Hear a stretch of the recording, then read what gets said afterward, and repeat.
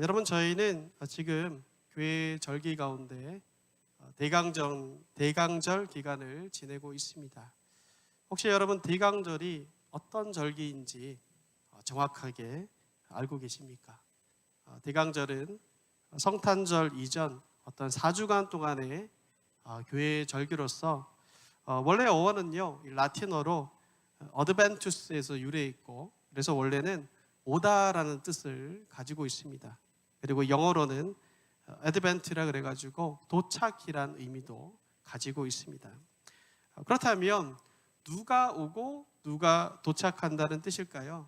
바로 우리가 오늘 찬양 가운데 이름을 높여드렸던 것처럼 예수 그리스도 이 땅에 오셔서 거룩한 삶을 사시고 십자가에서 죽으시고 또 부활하고 승천하신 그 예수님께서 다시 오신다는 것입니다. 그래서 매년 대강절 기간이 되면 이 시간 동안 우리는 크게 두 가지를 마음에 되새기고 기억을 하게 됩니다. 사실 교회 주보에 그 내용이 굉장히 자세하게 잘 나와 있습니다. 첫 번째로는요, 육신을 입으시고 이 땅 가운데 오신 예수님을 기대하고 대망하며 기쁨과 간절함으로 우리 안에 모시고자 우리의 마음의 구유를 준비하는 그런 일들을 기억하는 일을 하고요. 또 두 번째로는 또한 장차 다시 오실 예수님을 온전히 맞기 위해 각자 자신을 돌아보고 또 열매 맺는 삶을 성찰하는 기간이 바로 대강절 절기입니다. 한마디로 말하면요, 이 기간 동안, 이 4주라는 기간 동안은요, 이 땅에 오셨던 그 예수님을 깊이 묵상하고 또 깊이 생각하고 또 다시 오실 그 예수님을 기억하면서 그것을 기대하는 기간이 바로 대강절입니다. 이처럼 대강절은요 굉장히 중요한 의미를 지니고 있기 때문에 많은 그리스도인들은 이 기간 동안 여러 가지 방법으로 예수님을 기억하고 예수님을 생각하고 또 예수님께서 이 땅 가운데 하신 일을 기념하기 위해서 애를 쓰고 노력을 합니다. 어떤 분들은요, 이 어드벤트 양초가 있거든요.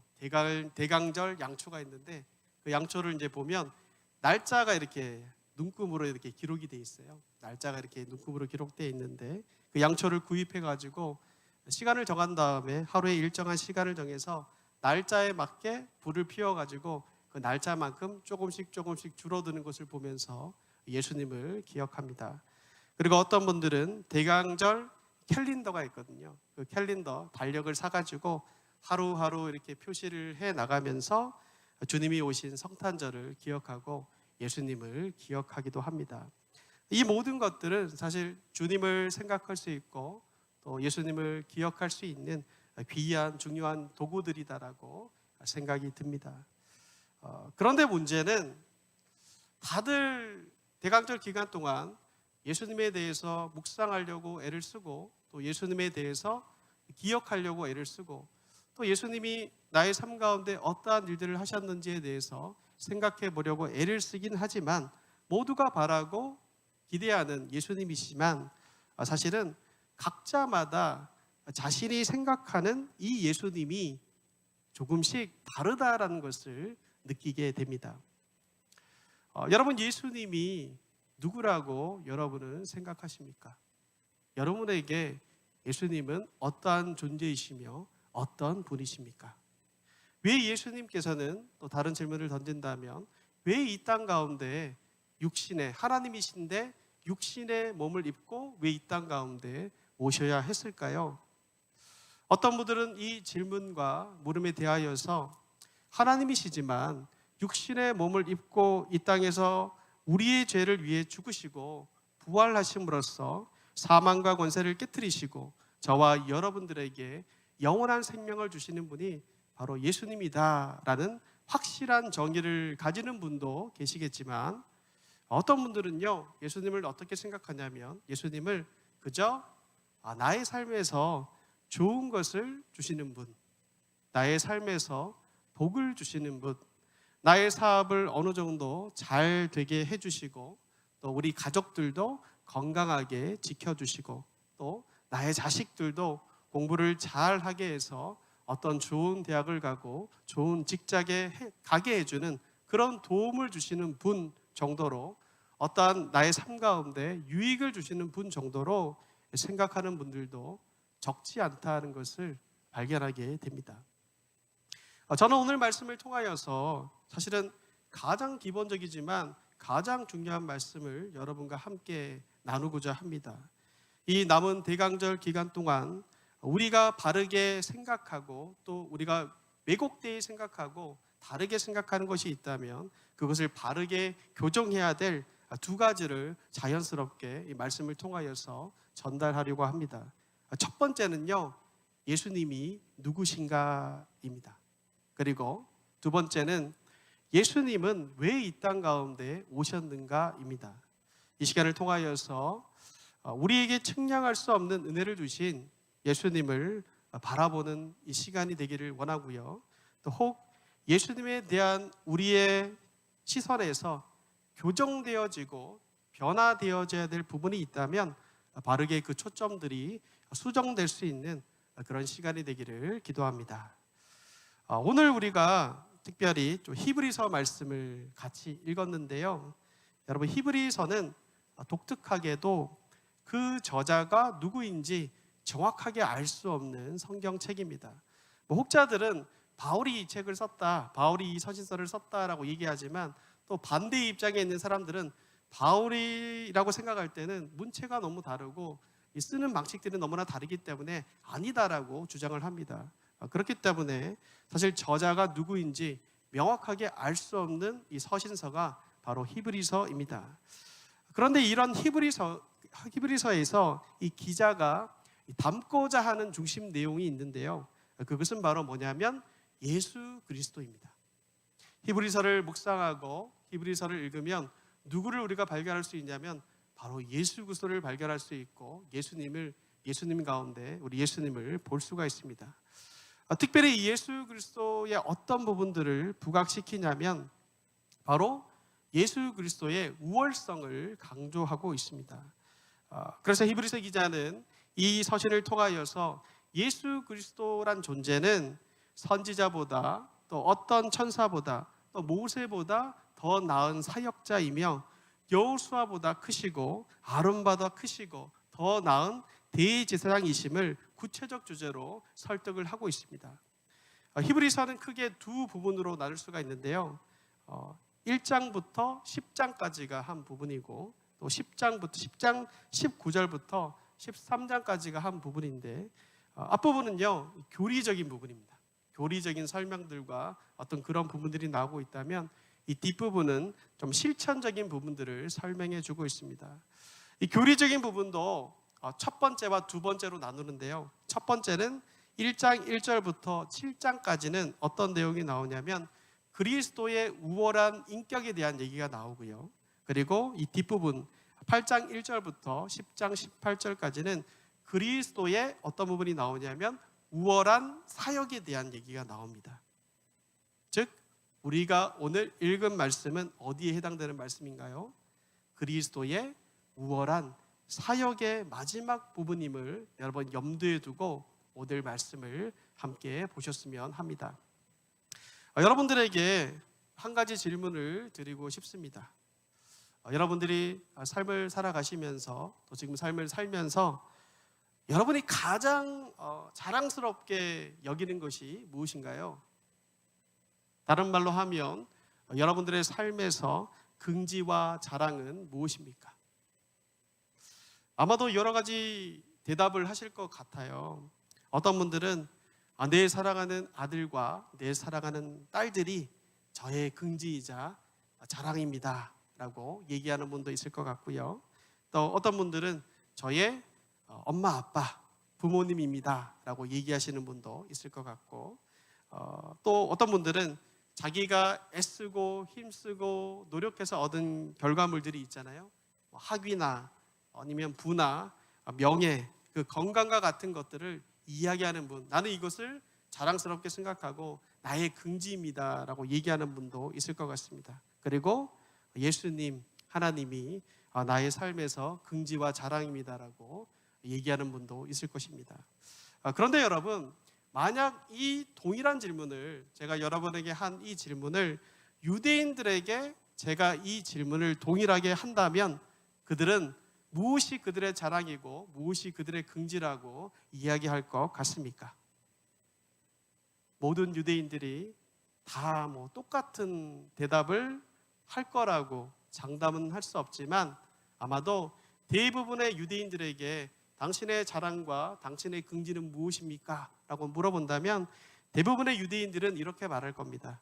율법이 우리들의 긍지이자 자랑입니다 라고 분명히 그들은 얘기할 겁니다.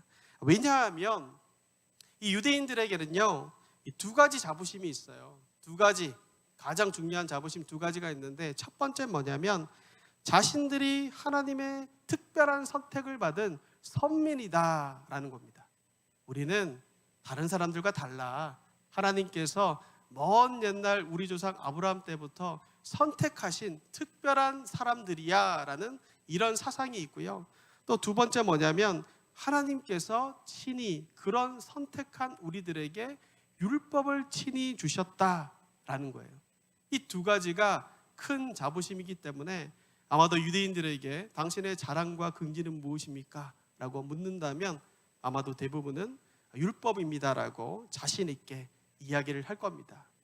그런 유대인들에게 오늘 히브리서 10장 1절 말씀을 딱 펼쳐가지고 보여준다면 분명 그들은 큰 충격에 휩싸일 것이 분명합니다. 왜일까요? 왜냐하면 1절을 보시면 1절에 이렇게 얘기하죠. 1절을 여러분 한번 같이 한번 읽어볼까요? 함께 읽습니다. 자, 시작. 율법은 장차 올 좋은 일의 그림자일 뿐이요 참 형상이 아니므로 해마다 늘 드리는 같은 제사로는 나아오는 자들을 언제나 온전하게 할 수 없느니라. 이 히브리서 기자는요, 율법에 대하여서 얘기를 하면서 율법은 다른 무엇이 아닌 뭐라고 얘기합니까? 첫 번째는 그림자이다 라고 얘기하죠. 그리고 두 번째 뭐라고 얘기하죠? 참 형상이 아니다 라고 얘기합니다. 사실 그림자다, 참 형상이 아니다 이 말은 똑같은 말이에요. 다른 말로 하면 모형이다 라고 할 수가 있겠죠. 여러분 그림자는요 사실 생각해보면 허상입니다. 허상. 그렇죠? 실체가 아닙니다. 그리고 실체가 없으면 어떻습니까? 그림자는 나타날 수가 없죠. 그리고 또한 반대로 그림자는 어떻습니까? 실체가 반드시 있어야지만 나타날 수 있는 것이 바로 그림자입니다.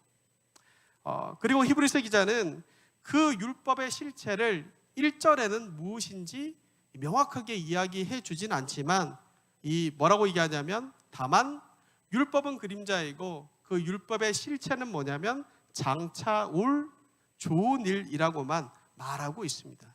그렇기 때문에 오늘 우리가 본문을 통하여서 보려고 하는 것은요 두 가지입니다. 여러분, 첫 번째는 왜 이 히브리서 기자는 이 10장 말씀을 시작하면서 율법이란 것을 단지 그림자이다, 모형에 불과하다라고 말하고 있는가? 이 이유에 대한 해답을, 이 질문에 대한 해답을 찾을 것이고요. 두 번째 뭐냐면 그렇다면 이 그림자인 율법의 실체인 장차 올 좋은 일이란 것은 무엇인가 하는 것이죠.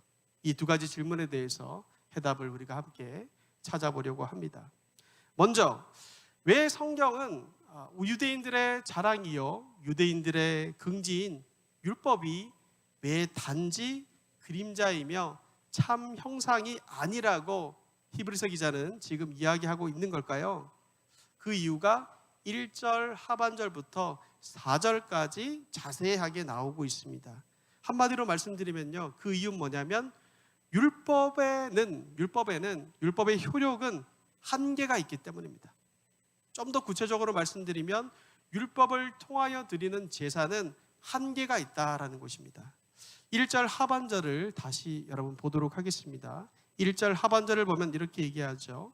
해마다 늘 드리는 같은 제사로는 나아오는 자들을 언제나 온전하게 할 수 없느니라 라고 얘기합니다. 여기서 언제나 온전케 할 수 없다라는 말은 율법에 따른 제사는 결코 어떠한 죄를 사할 수 없다라는 뜻을 가지고 있습니다. 여러분, 이 부분을 잘 기억하셔야 돼요. 율법에 따른 제사는 결코 어떠한 죄를 사할 수 없다라는 뜻을 말하고 있습니다. 여러분, 이스라엘 백성들은요, 그들이 해마다 지켜야 하는 중요한 절기들이 많이 있었죠. 많이 있었습니다. 그런데 이제 보통은 유대력으로 1월 달과 7월 달에 굉장히 중요한 절기들이 많이 모여 있었는데, 그 중에 7월 14일을 우리가 좀 기억해야 됩니다. 7월 14일은 이스라엘 모든 공동체에 죄를 위하여서 제사를 드리는 날로 대속죄일이라고 얘기하죠. 대속죄일로 그들 가운데 지켜졌습니다.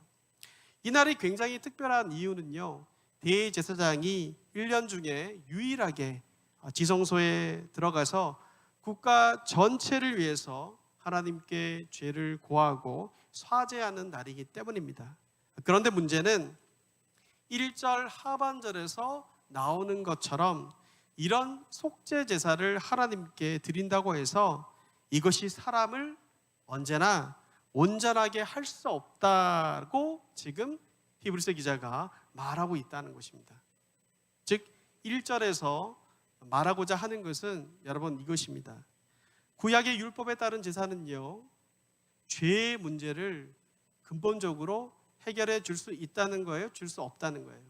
줄 수 없다는 것입니다. 물론 구약에서도 제사를 통하여서 이 제사들을 통하여서 죄사함을 선포하고 죄의 용서는 선포됩니다. 그러나 그것은 어디까지나 의식상의 용서이지 본질적으로는요, 이 예배자의 제사자의 양심을 정결하게 한 것이 아닙니다. 왜냐하면 그것은 그림자이고 모형이기 때문입니다. 2절은요, 1절 말씀에 대한 1절 말씀에 이런 말씀을 전했는데 이 1절 말씀에 대한 근거를 얘기해 주고 있습니다. 이렇게 말합니다. 제가 이해하기 쉽게 표준 세번역 성경으로 여러분 읽어드리도록 하겠습니다. 만일 완전하게 할 수 있었더라면 제사를 드리는 사람들이 한번 깨끗해진 뒤에는 더 이상 죄의식을 가지지 않을 것이고, 따라서 제사 드리는 일들을 중단하지 않았겠습니까? 라고 의문형으로 되어 있어요. 이게 무슨 말이냐면, 만약 율법에 따른 제사, 즉 짐승 제사가 100% 온전한 죄사함의 효력이 있었다면 한번 제사를 드린 다음에는 완전히 깨끗해져서 더 이상 제사를 드릴 필요가 없어야 하는데 그렇지 않다라는 거예요. 매번 그들은 제사를 드려야 했습니다. 속죄 제사를 드린 다음에 정결함을 입었다라고 얘기하지만 또 다시 제사를 하고 또 다시 제사를 하고, 이렇게 매번 반복하는 것이 바로 율법에 따른 제사가 100% 죄사함의 효력이 없다는 것을 증명한다라고 지금 이 기자가 얘기하는 것이죠. 4절 말씀도 보시면 이렇게 말합니다. 이는 황소와 염소의 피가 능히 죄를 없이 하지 못함이라 라고 얘기합니다. 만일 동물의 희생제사를 통하여서 진정으로 죄사함을 받을 수 있었다면, 그것이 사람의 양심을 깨끗하게 하는 것이라면 그 제사를 통하여서 하나님과 화목하고 제한 없는 친교를 누렸어야 하는데, 실제로 그들은 하나님과 제한 없는 친교를 누리지 못했고 또 그 제사를 계속해서 반복해야만 했습니다.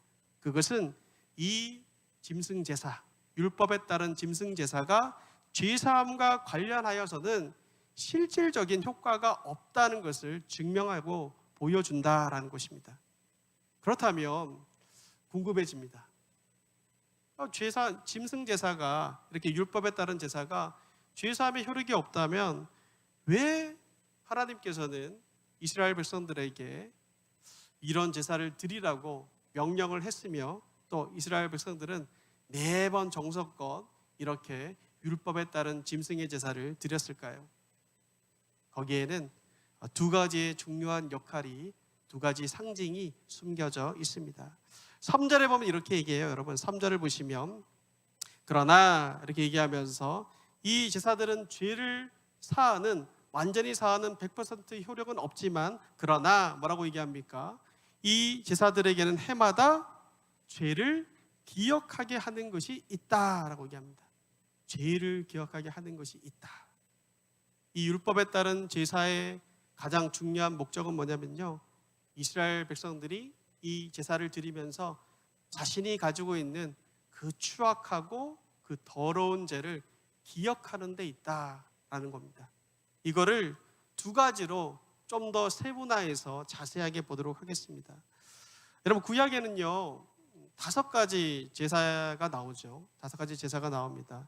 우리가 잘 아는 레위기 성경을 펼치면 1장부터 이제 쭉 이어져서 5가지 제사에 대한 얘기가 나오는데요. 번제가 있었고 또 소제가 있었죠. 그리고 또 뭐가 있죠? 화목제라는 것도 있고 또 속제제, 속건제라는 이 5가지 제사가 나옵니다. 그런데 이 재밌는 것은요, 소제를 제외한 다른 제사들은요 짐승을 제물로 드리는 제사였습니다. 짐승을 제물로 드리는 제사였는데, 꼭 우리가 이 제사에서 좀 오해하고 착각하지 말아야 될 건 뭐냐면, 제사장이 아니에요. 제사장이 아니라 제사를 드리는, 즉 예배자가 제사를 드리는 사람이 자신이 가져온 짐승을 죽여야 한다라는 것입니다. 그러니까 제사장이 짐승을 가져오면 대신 잡아주는 게 아니었어요. 항상 누가 그 짐승을 죽여야 되고 잡아야 하냐면 제사를 드리는 그 사람이 그 일을 감당해야만 했습니다. 제사를 드리는 사람은요, 먼저는 흠 없는 그 각 제사에 따른 종류의 어떤 짐승들이 있는데요, 그 짐승 가운데 흠이 없는 것들을 골라가지고 그 짐승을 데리고, 대부분은 아마도 자기가 이제 길렀던 짐승을 데리고 가는 거겠죠. 데리고 가서 어떻게 하냐면, 먼저는 자신의 죄를 전가하는 어떤 상징으로 짐승의 머리에 안수를 하고 자신의 죄를 전가한다는 어떤 상징적인 의식을 먼저 치릅니다. 그리고 그 다음에 어떻게 해야 되냐면요, 그 짐승을 직접 잡아야 했습니다. 여러분, 이게 뭐 아무것도 아닌 것 같지만 한번 상상해 보시기 바랍니다. 아마도 예전에 어릴 때, 여러분 젊었을 때 혹시 시골에 사시는 분들이 있다면 동네에 어떤 잔치 같은 날이 있을 때 직접 이렇게 돼지를 잡거나 소를 잡거나 하는 것을 아마도 보신 분도 있을 것 같아요. 근데 그게 사실 굉장히 힘들고 어려운 일이거든요. 저 같은 경우도 저는 시골에 자라지 않았기 때문에 잘 모르지만 군대에서 그런 걸 많이 봤거든요. 군대에서 어떤 잔치를 하기 위해서 돼지를 잡거나 그럴 때가 있는데, 그럴 때 보면 꼭 이렇게 몇 명을, 그렇죠, 짬밥이 없는 사람들 몇 명을 딱 지정해가지고 데리고 가는 거죠. 데리고 가가지고 그걸 잡는데, 그 장면을 제가 옆에서 본 적이 있는데, 한마디로 아비규환입니다. 아비규환. 근데 여러분, 직접 이렇게 재물을 가지고 와서 재물을 잡는 사람들도 어땠을까요? 똑같아요. 여러분 생각해 보세요. 제사를 드리는 자가 짐승을 죽이는 순간 어떻겠습니까? 사방에 피가 튀고 피비린내, 역겨운 피비린내가 진동을 하고, 한마디로 아비규환의 현장입니다. 그것도 모자라서요, 짐승을 죽인 다음에 어떻게 해야 되냐면 그 예배자는 각을 떠야 됩니다. 각을 떠야. 쉽게 말하면 토막을 내야 돼요. 토막을. 짐승을 잡는 것도 힘든데 그 피비린내 나는 그 현장 가운데서 이 각 제사의 방법마다 토막을 또 내가지고 한다는 것이죠. 각을 뜬다는 것이죠. 그리고 이 모든 과정이 끝난 다음에 이제 이 제사장이 나서서 짐승의 부분을 가지고 가서 제단 위에 불로 태웠습니다. 이 불은 의미가 있는데요, 바로 자신의 죄를 향한 하나님의 진노의 불이었습니다. 하나님은 소멸하시는 불이라고 했잖아요. 그렇게 그 제물을 완전히 남김없이 불태워 드리는 것으로 제사가 끝이 납니다. 이것이 일반적인 제사의 과정이었습니다. 그렇게 죽이고 각을 뜨고 불로 모든 것들을 태우면서 그 연기가 이렇게 하늘로 올라가는 것을 보면서 구약의 백성들은 무엇을 느꼈겠습니까? 아마도 구약의 백성들은 그 상황에서 하염없이 눈물을 흘리면서 자신의 죄에 대한 하나님의 무서운 진노를 보면서 두려움에 떨었을 겁니다.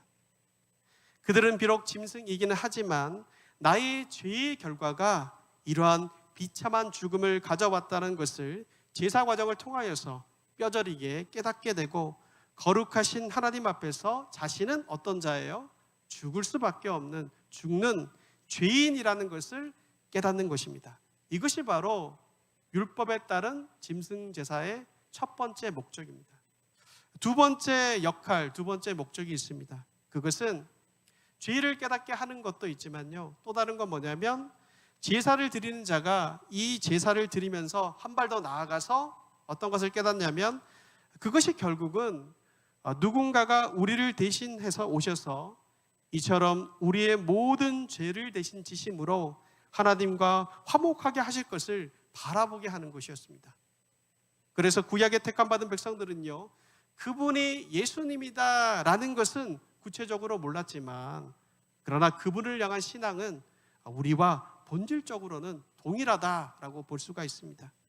그 믿음 안에서 구약의 백성들도 자신의 죄를 용서해 주시고 구원해 주신 하나님의 놀라운 사랑과 은혜를 경험했던 것입니다. 그리고 그들도 하나님과의 친밀한 교제를 누렸던 것입니다. 물론 그것이 우리처럼 이 신약의 백성들이 누리는 것처럼 분명하거나 풍성하진 않지만 그래도 그렇게 그들은 은혜를 받았습니다. 이처럼 하나님께서는 율법에 따른 제사를 주신 목적이 뭐냐면 자기가 죽을 수밖에 없는 죽을 죄인이다라는 것을 깨닫는 것과 또한 동시에 장차 오실 대속의 수단을 바라볼 목적으로 이 구약의 제사 제도를 그들 가운데 주셨다라는 것입니다. 그러나 우리가 앞에서 본 것처럼 이런 두 가지의 목적이 있긴 하지만 그것은 실체가 아니고요. 뭐라고 얘기했죠? 그림자였고 장차 올 좋은 일의 모형에 불과했습니다. 그렇다면 이제 우리가 궁금한 것은 한 가지입니다. 바로 장차 올 좋은 일이란 도대체 무엇이냐는 것입니다. 이 율법이라는 그림자, 이 모형이 가리키고 있는 실체는 무엇입니까? 5절부터 10절은요, 그 실체가 무엇인지, 사실은 길게 보면 18절까지 말씀이 이어지거든요. 실체가 무엇인지 우리에게 자세하게 이 기자는 우리 가운데 알려줍니다. 먼저 절의 구절을 보시면요, 5절부터 10절 가운데 5절부터 7절은요 시편, 구약 성경 말씀을 인용한 거예요. 시편 40편 6절부터 8절 말씀을 인용해서 말씀한 것이고, 8절부터 10절은 앞에 5절부터 7절을 설명해 주는 부분입니다. 따라서 5절부터 7절 그리고 8절부터 10절을 나눠서 설명하지 아니하고 하나로 묶어서 설명하도록 하겠습니다. 5절부터 7절은 앞서 말씀드린 것처럼 시편 40편 6절부터 8절을 인용한 부분으로 5절은 이렇게 얘기합니다. 그러므로 주께서 세상에 임하실 때에 이르시되 라고 말합니다.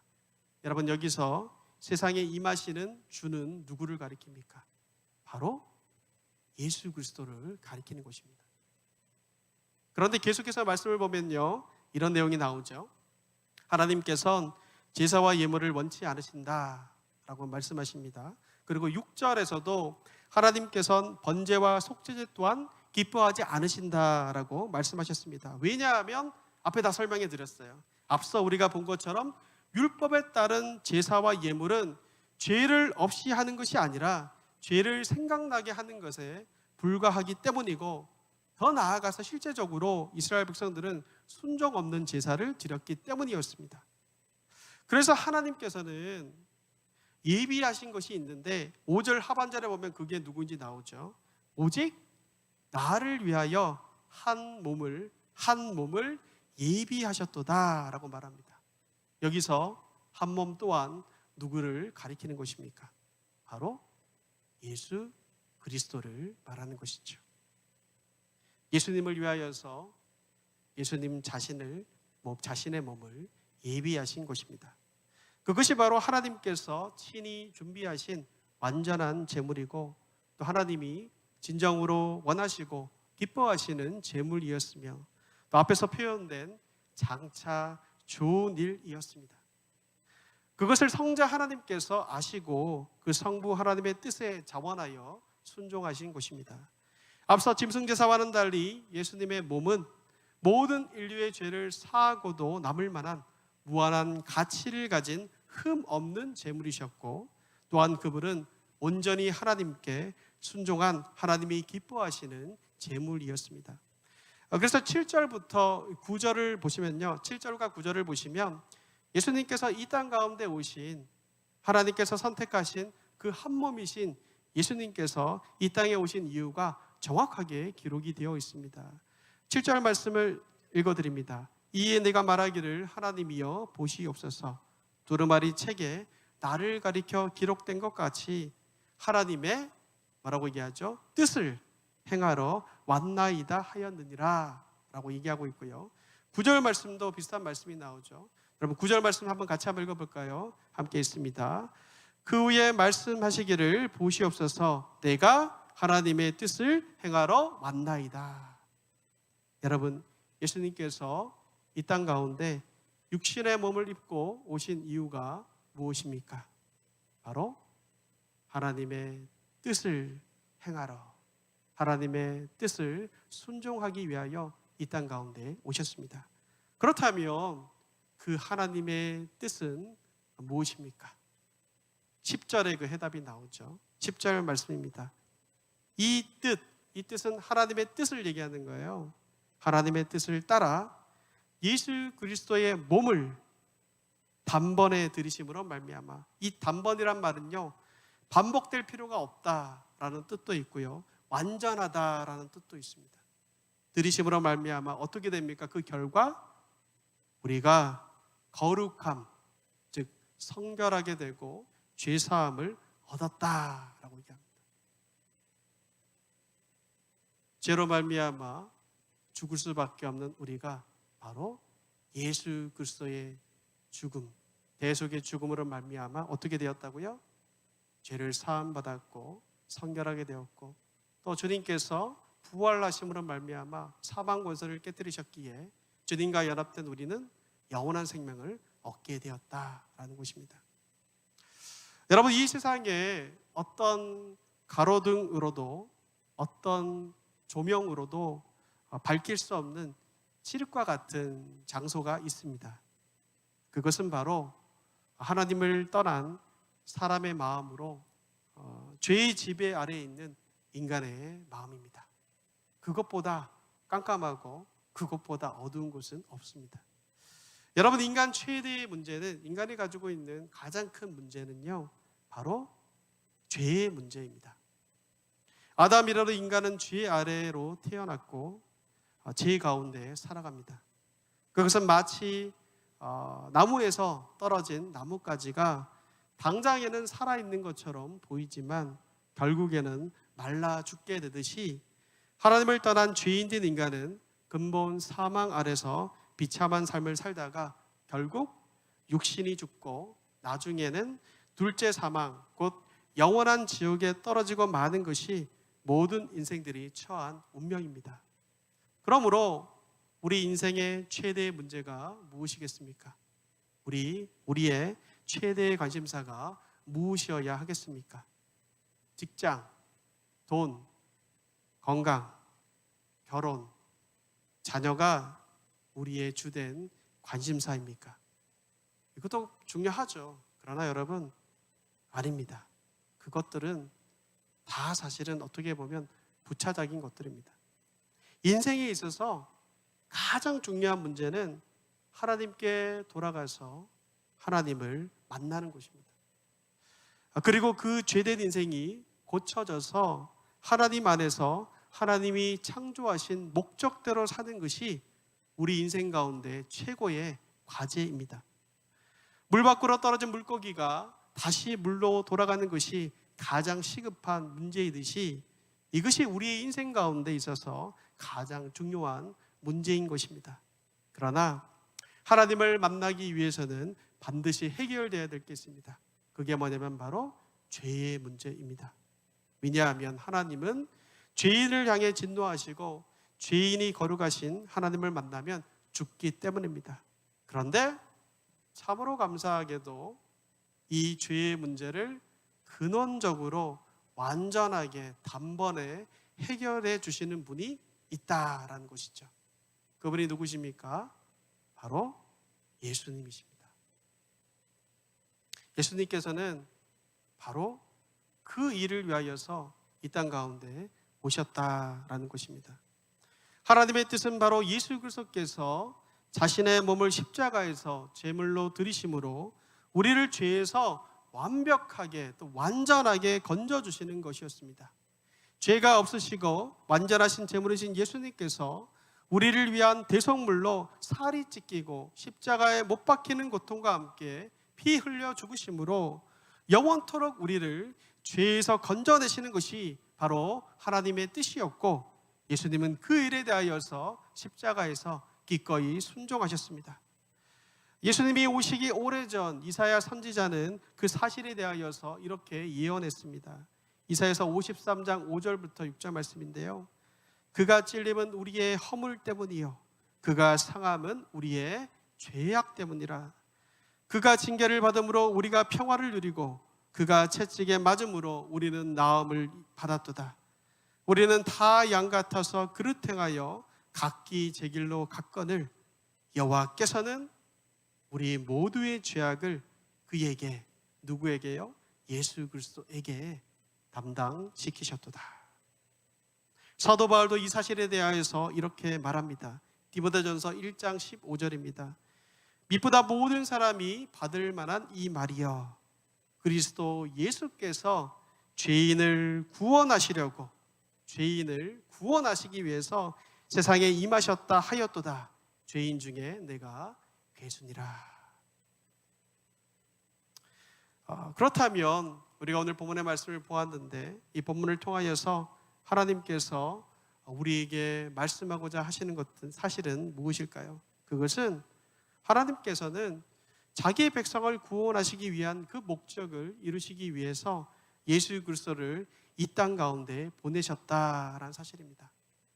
이것이 바로 예수님께서 이 땅 가운데 오신 이유입니다. 그렇기에 사실 이 사실을 잘 깨닫고 또 기억하고 저희 죄를 사하기 위해서 주님께서 행하신 그 은혜를 생각하는 것이 바로 성탄절의 의미를 우리가 바로 이해하고 아는 것이라고 할 수가 있겠습니다.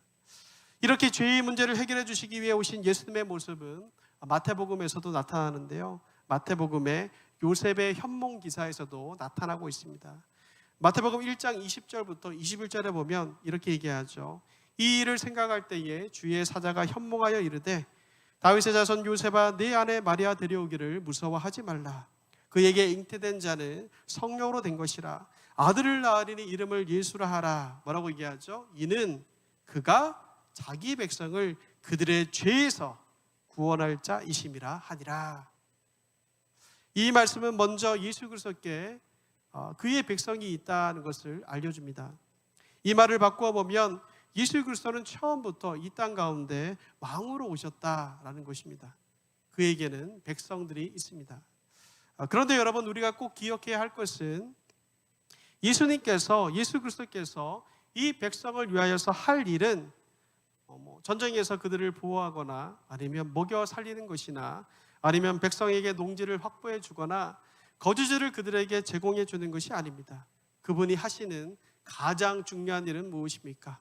바로 죄를 용서하는 것, 죽음에서 자기 백성들을 건져주시는 것, 즉 구원을 주시는 것이 바로 예수님께서 이 땅 가운데 오신 목적이라는 것입니다. 여러분, 우리가 부르는 찬양 가운데 예수 우리 왕이여라는 찬양이 있죠. 가사를 보면 예수 우리 왕이여 이곳에 오셔서 보좌로 주여 임하사 찬양을 받아주소서. 주님을 찬양하오니 주님을 경배하오니 왕이신 예수여 오셔서 좌정하사 다스리소서라고 고백합니다. 우리는 이 동일한 찬양을 함께 부르곤 하지만 대부분은요, 각자가 말씀의 서두에서 말씀드린 것처럼 다른 생각으로 이 찬양을 부를 때가 많습니다. 어떤 마음들이 있을까요? 예수님 왕으로 오셔서 제가 하고 있는 지금 이 사업이 잘 되게 해주세요. 예수님 왕으로 오셔서 제가 지금 병 가운데 힘들어하고 있는데 이 병들을 고쳐주세요. 예수님 왕으로 오셔서 제가 많은 돈을 벌 수 있도록 해주세요. 이런 것들이 아니라 실제로 그분이 왕으로 오셔서 하셨던 또 하시는 가장 중요한 일은 죄로부터 우리를 건지는 것, 죄로부터 우리를 구원하시는 일이란 것입니다. 구원을 제외한 다른 것들은요, 그 이후의 일들입니다. 그럼에도 불구하고 오늘날 많은 그리스도인들은 이 죄사함이 얼마나 큰 은혜이고 사실 이루어질 수 없는 일인데 이루어진 것이고 또 얼마나 감격스러운 것인지 잘 생각하지 못하는 것 같습니다. 심지어는 내가 죄인이라는 이 사실에 대하여서 거부감을 가지고 나는 예수를 믿지만 죄인이란 것은 믿지 않는다라는 괴이한 논증을 펼치는 분도 있습니다.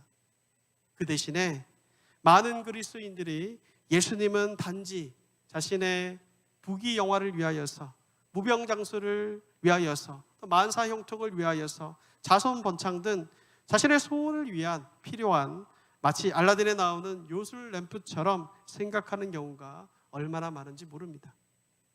예수님께 자신의 소원만 들어달라고 자꾸 이것만 해달라고 간구하지 죄 사함을 받은 그리스도인으로서 이후에 변화되고 예수님을 닮아가며 성장하는 삶에 대해선 책임감을 가지지 않습니다.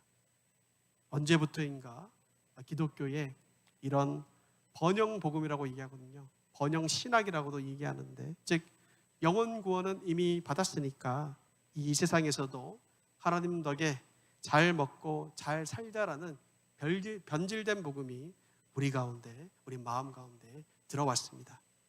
예수만 잘 믿으면 모든 것이 만사형통하고 그런 만사형통이 예수를 믿는 목적이 되어버린 것입니다.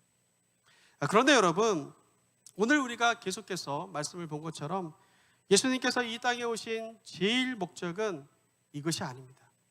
우리가 본 것처럼 이런 것들이 아니라 무엇입니까? 바로 우리 인간의 최대의 문제인 죄에서 우리를 구원하기 위해서입니다. 그렇기에 우리가 예수를 왕으로 고백하고 그분을 부른다면 우리가 먼저 죄에 대한 구원을 우선순위에 두어야 할 것입니다. 그것으로부터 우리가 출발해야지 다른 것이 우선순위가 되면 바로 주객이 전도된 신앙이 되는 것입니다. 이 말을 또한 바꿔 말하면 구원, 즉 죄사함을 받은 것만으로도 우리는 하나님 앞에서 만족하며 기뻐하며 감사하며 살 수 있어야 합니다. 더 이상 복받고 돈도 많이 벌고 건강해지고 그것이 우리의 진정한 기쁨이 아니라 구원, 이 땅 가운데 오신 예수 그리스도의 제1 목적을 알고 그것으로도 충분히 만족하며 사는 것, 이러한 삶이 오늘 2020년 성탄절을 기다리는 우리 가운데 필요할 것입니다. 여러분, 이제부터 오늘부터 사실 성탄절이 일주일 정도 남았습니다. 이 남은 기간 동안, 이 남은 시간 동안 우리가 집중해야 될 것은 무엇일까요? 바로 예수 그리스도의 십자가입니다. 우리의 죄를 사하기 위하여서 갖은 고초를 당하신, 피를 흘리시고 죽으신 그 십자가를 우리는 묵상하고 그분을 바라보아야 할 것입니다. 이 기간 동안 우리를 죄에서 건져내시기 위해 이 땅에 오신 예수님께만 초점을 맞추는 저와 여러분이 되기를 바라고요. 그분이 우리를 구원하신 그 감격과 기쁨에 감사하여 우리가 가진 모든 것을 전심으로 기뻐하는 그런 뜻깊은 성탄절을 맞이하는 저와 여러분이 되기를 바라고, 또 그 성탄절을 준비하는 저와 여러분이 되기를 소원합니다. 함께 기도하겠습니다.